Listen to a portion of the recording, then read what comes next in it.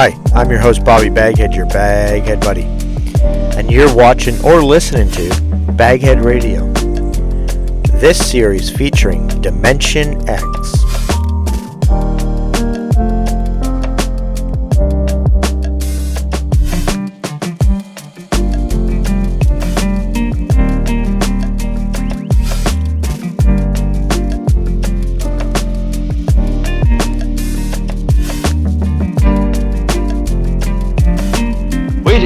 Present Dimension X.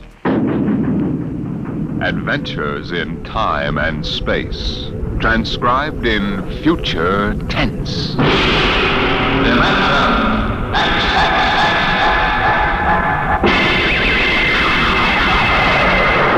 On stage tonight, Dimension X, another in the Wheaties' big parade of exciting half-hour presentations.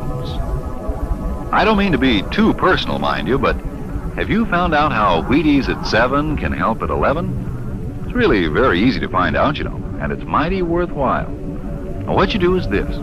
Come breakfast time some morning real soon. Dish yourself up a bowl of Wheaties. Crisp, golden flakes, 100% whole wheat. Add some fruit, add milk, and you'll be getting some real nourishment. And at 11 a.m., I think you'll begin to understand why. Because Wheaties have it. The whole wheat energy that makes such a difference come mid-morning. Wheaties have it, and it's for you.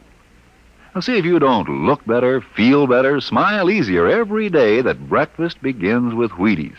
I know, I do.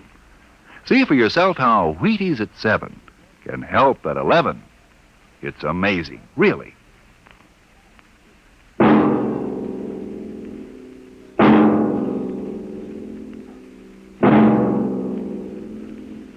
Do you remember when you were young, how your elders would tell you bedtime stories about the man in the moon? Well, tonight we have a different kind of story to tell about him. A story of suspense in the unknown world of the future, where anything can happen.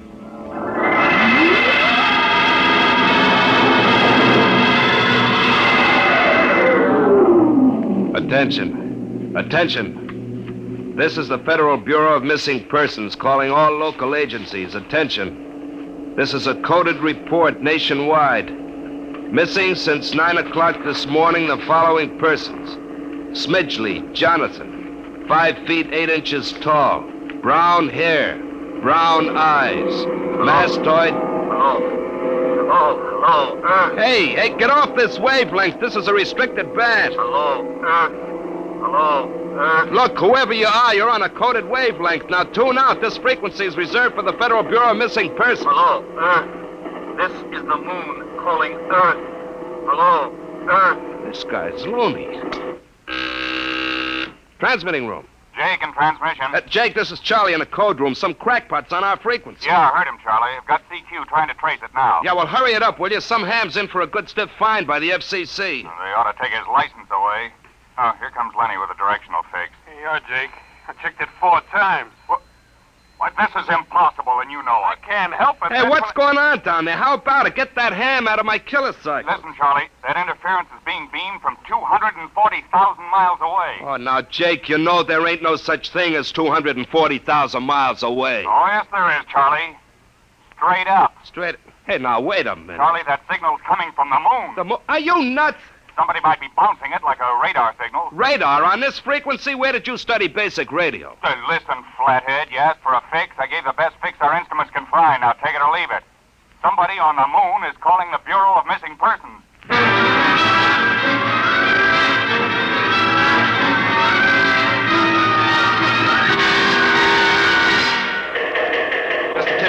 Mr. Timken. What's the sweat, Charlie? Shouldn't you be broadcasting? Now, listen, Mr. Timken, you know I'm a sober citizen, right? Never once have I broadcast with the smell of alcohol on my breath, right? In all your 12 years here at the Bureau, did I What's once... the matter, Charlie?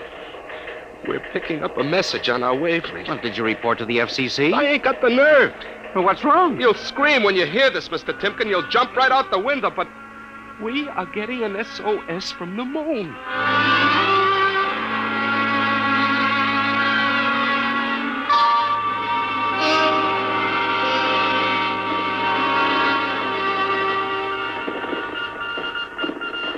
That's got it.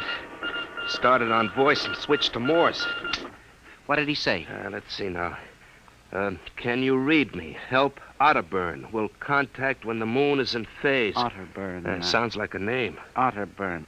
Otterburn. Holy jumping Jehoshaphat. Hey, where you going? To talk to the chief. Hey, now, wait a minute. What are you going to tell him? We just got a CQ from the man in the moon? That's exactly what I'm going to tell him, Charlie. What? Oh, no. This is too much for me.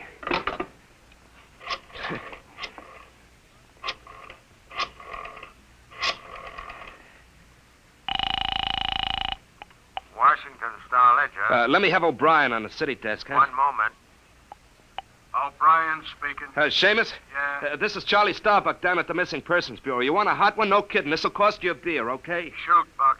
I'll stay in your wavelength for 30 seconds. Yeah, okay.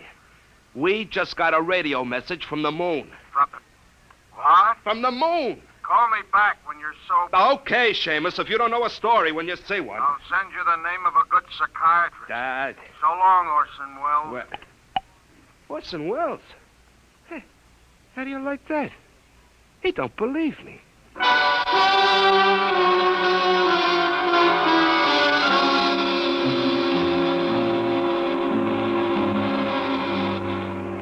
Otterburn, Mr. Wade. Does that name ring a bell? You're the man with the photographic memory, Henry. What about Otterburn? Cornelius Otterburn, atomic physicist, reported missing from his home in Baltimore on June 5th, 1945, just 5 years ago. Vanished completely. Are you trying to tell me you really think there's something to this man-in-the-moon business? Henry, I'm surprised at you. This is some crackpot trying to jam the airwaves. But the name Otterburn is so unusual. So are a lot of names. Mr. Wade, I have a theory. Henry, you always have a theory. But, Mr. Wade. Out, Henry. Mr. Wade. Out. I'm busy. Yes, sir. I'm sorry, Henry. Oh, here, take this folder of reports for the death file. Oh, yes, sir. And no more nonsense, eh, Henry?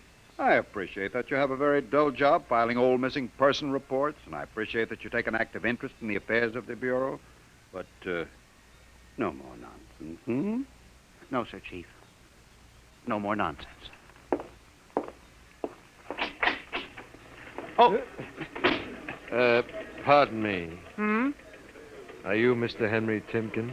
That's my name. Permit me, Jefferson Philo, scientific feature writer. May I have a moment of your time? Certainly. Just sit down at my desk right over here. Thank you. My, that's quite a stack of papers. Filing. I'm the records custodian of the Bureau. 12 years and never misplaced a record. Magnificent. Now, Mr. Timken. Yes? Mr. O'Brien, the editor of the Star-Ledger, said I might drop by and investigate a rumor. Only a rumor, mind you, that a message from the, moon? Well, we aren't certain it's from the moon. It may be a bounce. They have bounced radar waves off the moon, you know. Yes, I know. I wrote the first newspaper article on it. Oh, really? Well, I'd be interested to read it. I must have a copy in my briefcase. Well, don't bother. Oh, but I insist. There you are.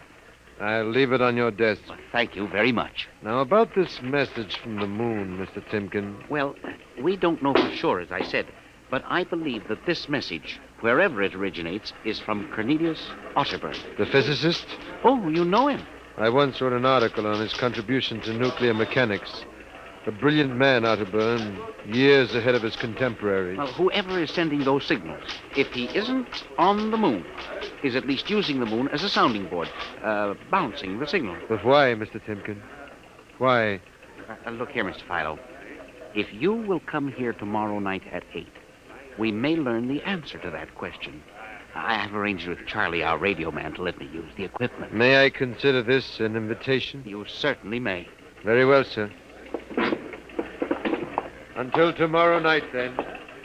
Goodbye, sir. Goodbye, Mr. Philo. Goodbye. Lack-a-day. Now, let me see now. Well, that's funny. Where did this list of names come from? Paul Aarons, astromathematician. Robert Simons, electronic engineer. Carl Parker, mining specialist. Oh, this must have got mixed up with the papers on my desk by accident. It's a peculiar list of names. Most peculiar.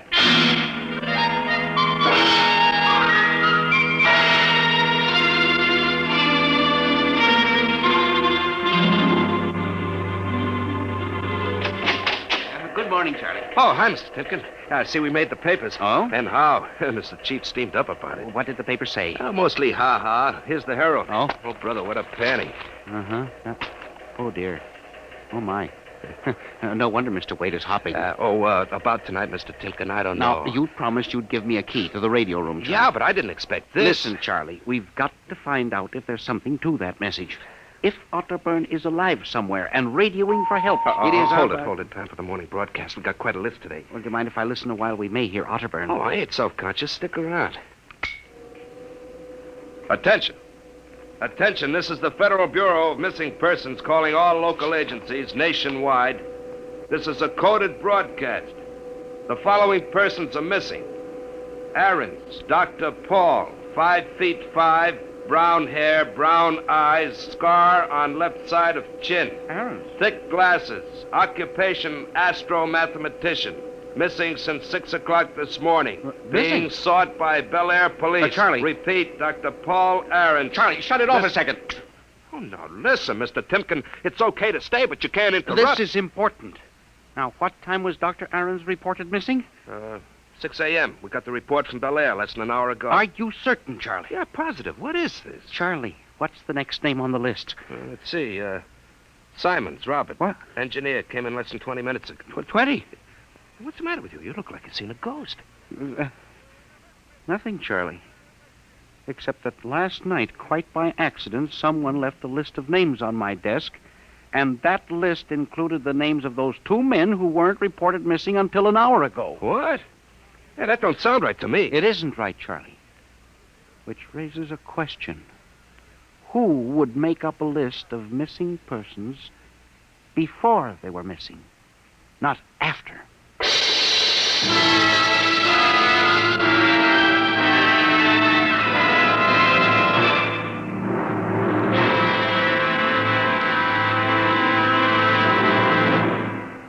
Dimension X will continue in just a moment. You know, friends, when I talk about Wheaties Breakfast of Champions, I mean something like this. Champions do eat Wheaties because they feel Wheaties give them energy they need and because they just plain like the way Wheaties taste. And even though they are champions, that isn't unusual. Sort of the way you and I look at it, isn't it? Here's Ed Prentice with a perfect illustration of my meaning. Now, young man, will you tell us what you do for a living? I pitch. You what? Pitch. You know, baseball. When you have a baseball team, you have to have a pitcher. I'm a pitcher. I pitch. Oh, yes, I see. And are you on a team? Yes, sir. I'm on the Cleveland Indians. Cleveland Indians, What is your name, young man? I'm Bob Feller, and you know it as well as I do, Ed. Sure I do, Bob. It's good to see you. This makes your 14th season playing with the Indians, doesn't it? Yep, Ed. 14 years. Well, tell me, Bob, how long you been eating Wheaties? Oh, about 20 years, give or take a couple. You mean you started eating Wheaties before you started playing ball? Why, of course. What's so strange about that? Most people start eating Wheaties before they get to playing ball. In fact, most people never start playing baseball. You don't have to be a ball player to enjoy the lift you get from Wheaties with milk and fruit. You're right as rain, Bob. No champ ever said a truer word about Wheaties, breakfast of champions.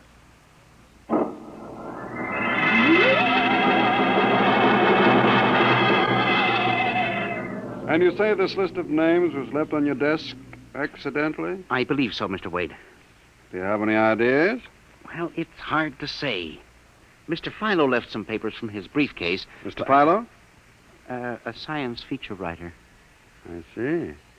You were the leak on the story, then? Oh, yes, sir. I'm afraid I was. I didn't think it would be treated as a laughing stock. Well, we'll deal with that later. What's this Philo like? Well, he's strange. Bald, thick glasses, tall, seems to know a great deal about scientific data, but being a science writer... Is there any other possibility? I don't know. But I do believe that this is all hooked up with the broadcast from Otterburn, That sir. seems like a very remote possibility. A missing persons bureau deals in remote possibilities, Mr. Wade. Henry, I do not require a statement of policy. What's the theory? Mr. Wade, I have discovered that each year literally thousands of persons vanish, leaving no trace. They are never located. Where do they go? Nobody knows. And they disappear in interesting cycles. What sort of cycles? Occupations, for example. One year we'll have a run on, say, coal miners. Next year the proportions of engineers increases, then scientists... What do you think happens, Henry? Well, I don't know, Mr. Wade. But I'm beginning to suspect that somebody else has discovered the same phenomenon. Even to the point, perhaps, of being able to predict who will turn up among the missing next. Philo? I don't know. But I would like to find out. And you think Otterburn may be a part of this picture? I definitely do, Mr. Wade. Henry, do you honestly expect me to buy an idea like that? Well, it's more than an idea. The two top men on this list are missing. Maybe so, but the rest of them aren't. Parker, Watson, Gibbs. Well, I saw Parker in the restaurant where I had lunch today. Yes, sir, but and if look... you think I'm going to make myself a laughingstock by putting any belief in such a crack-brained theory? Well, Excuse me. Yes. Hello, Wade speaking. Yes? Yes, I see. What name? Just a moment. Henry, let me see that list again. Oh, yes, sir. Here you are, sir. Go ahead. I see. I'll get back to you. I guess I owe you an apology, Henry. Yeah. Sir? Carl Parker was just reported missing. Parker?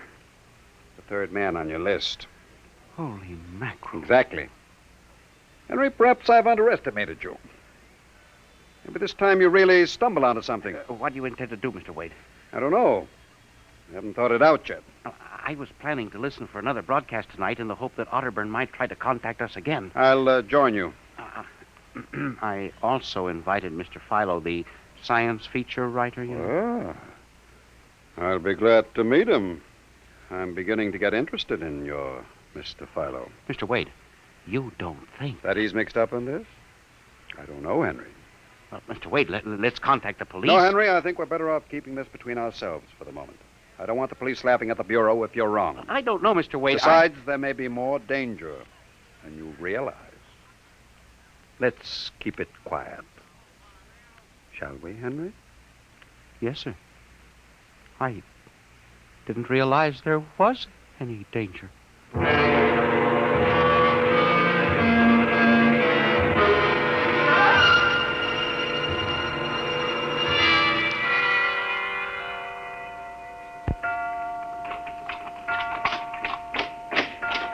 O'clock. Friend Mr. Philo was late. He said he'd be here, sir. Moon is almost in direct phase. You can't wait much longer. You'd better switch on the set. Yes, sir. I'll have to light in the hall for Mr. Philo when he comes. Are you getting anything? Well, just some foreign stuff. Programming from Johannesburg, South Africa. We continue in Africa. Oh, no, dear me. That's a very peculiar transmission sound. That sounds like something. See if I can work the selector here. The moon is in phase. Yes, sir. Hello. Can you hear me? I'll try to return. Hello? Hello? Hello, Earth. Hello, do you hear me? I get you now. Thank God. Who are you? Can you hear me? Who are you? This is Professor Cornelius Otterburn. Hello? Go on, I hear you. Not much time.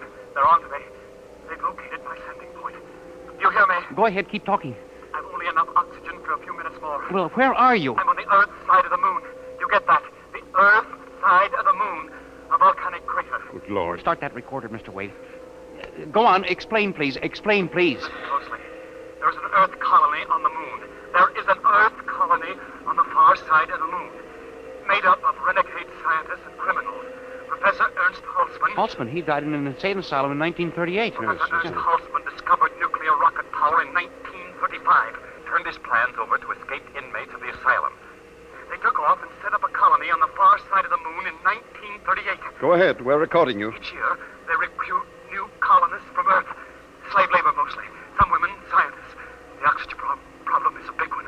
I was kidnapped in 1945. Yes, we know. Keep talking. They wanted me to work on atomic drive with their flying discs.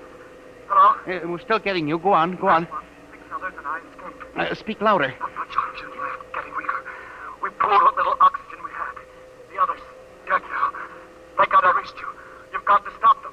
Stop them. Stop who? The moon colony, planning to take over the Earth. Listen, they have agents on Earth. Hear me? Agents on Earth? Where? Who? Hello? Hello? Agent in... Henry, look out. The light. Someone at the window. Get down. Henry, are you all right? I think so. Oh, his shot smashed the transmitter. Strike a match. Careful. Whew, that was close. I got a look at him. From the description, it was your Mr. Philo. Well, we got a recording anyway, but not the most important part of the message. Henry, we've got to get you out of here. You said they have agents. Philo's probably one of them. He'll be looking for you now, trying to kill you. The police, You Mr. think Wade. the police would believe a fantastic story like this? People being kidnapped to the moon as slave labor? Moon colony planning an invasion of the Earth? Henry, believe me, they'd clap us into straitjackets before we could finish. We've got to do We something. need time to get proof. But we can't walk out of here. Philo's probably We waiting. can only figure some way. Wait, I know. How? Listen, there's a service elevator that leads to the basement garage. My car is there. Mr. Wade, By let's the call time the the police get here, we'll be dead. You think Philo will wait outside all night? Come on.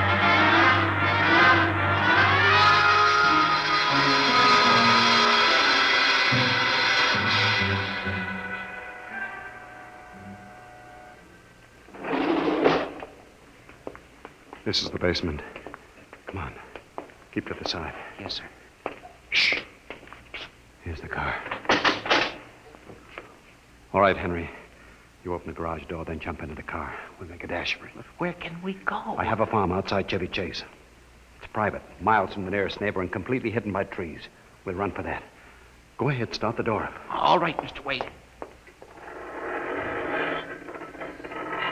Quick, jump in. Yes, sir.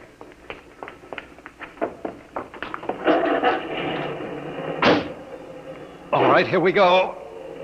Cross your fingers, Henry.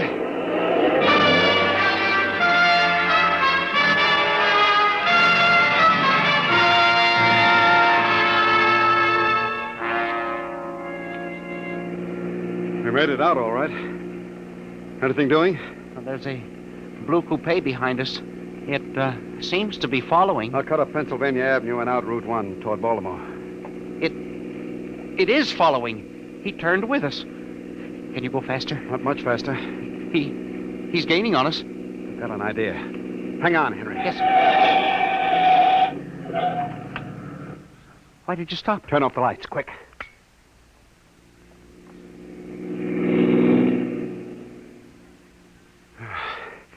It worked.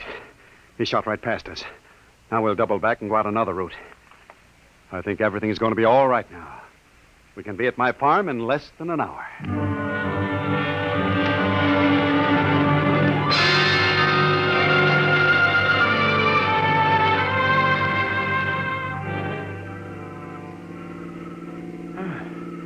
This place is really out in the wilderness, Mr. Wade.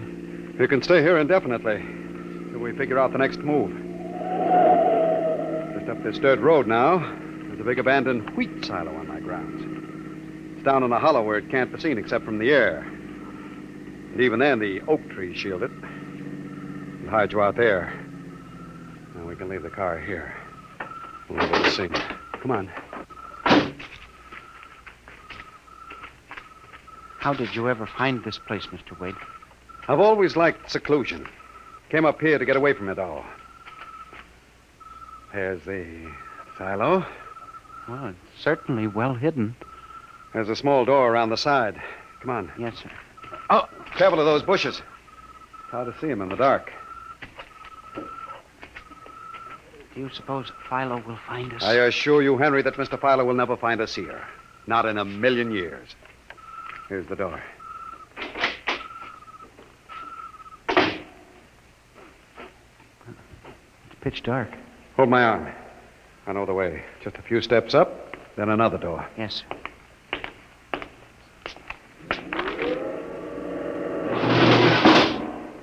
Steel? This is an unusual silo. Double walls, wood outside, steel inside. Completely fireproof. An army couldn't wreck it. We're inside the inner shell. Careful. You're in a circular room. Stay here a moment. I'll go outside and see if the coast is clear. In a moment, your eyes will become accustomed to the darkness. I'll bring back some food and water. Well, don't be long, Mr. Wade. This place gives me the willies. I'll just be a moment. Yes, sir. Mr. Wade.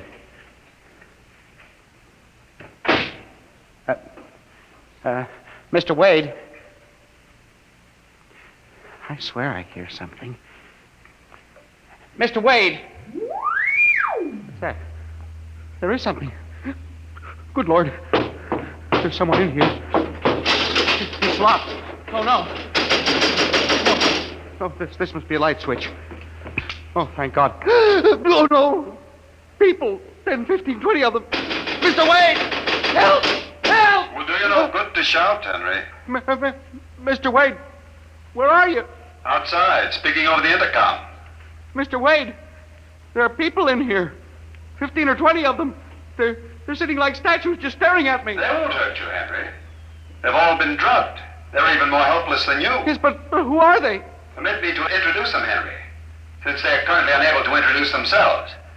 The gentleman seated before you is Dr. Paul Ahrens, the astromathematician. Ahrens?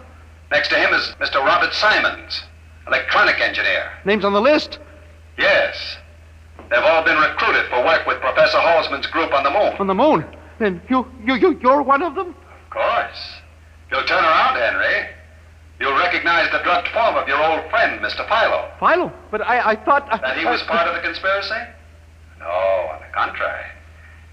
His stooping made it necessary for me to include him. Yes, but the man in the window, the one who fired the shots. An agent of mine, the pilot of this ship. Ship? What ship? This silo is a camouflage for a rocket launching platform. In a moment, the roof will slide back for the rocket's takeoff. A rocket ship? In exactly 70 hours, you and your companion will join Professor Otterburn on the moon. But you can't do this to me. We have done it, Henry. No! You see, there was another name omitted from that list, which I carelessly mixed up with your papers. That of Henry Timken. No! Bon voyage. I won't let you do this. You can't. Please let me out. Let me out, please. This can't happen. Let me out.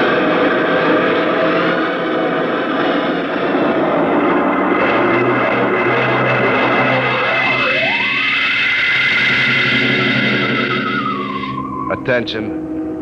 Attention. Missing since 8 o'clock last night. The following persons. Timken Henry, age 45, height 5 feet 8, brown eyes, slightly balding.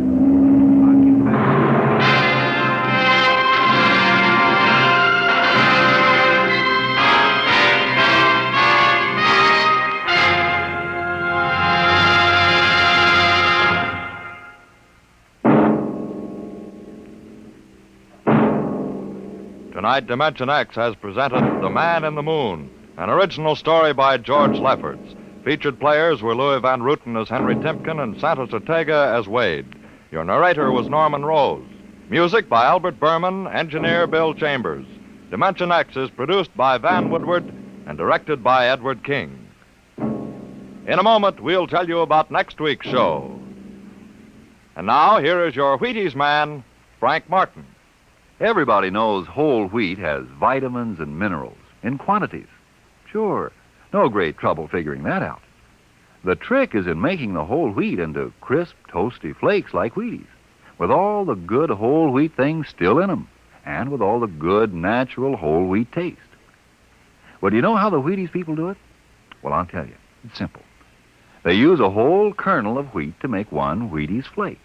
You see? No wonder Wheaties are good for you. And you know how good they taste. Crisp, sweet as a nut, simply wonderful.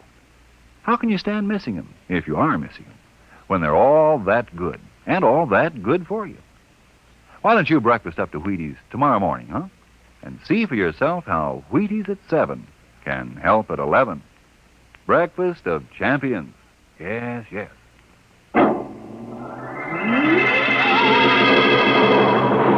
Next week, a strange and thrilling story of the foreign underground, of a brilliant young scientist and his wife whose only chance for escape from the secret police lay in a world that is beyond infinity, the world of... Dimension X.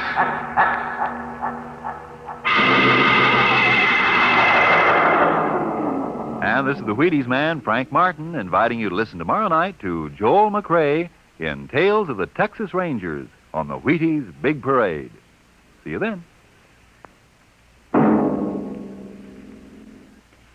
This program was transcribed. Jack Late tells the story of the underworld next on NBC.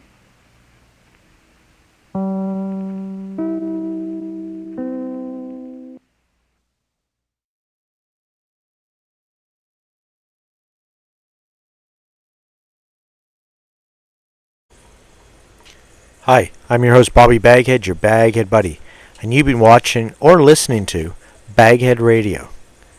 Please click like and subscribe, leave any comments below, and stay tuned for more.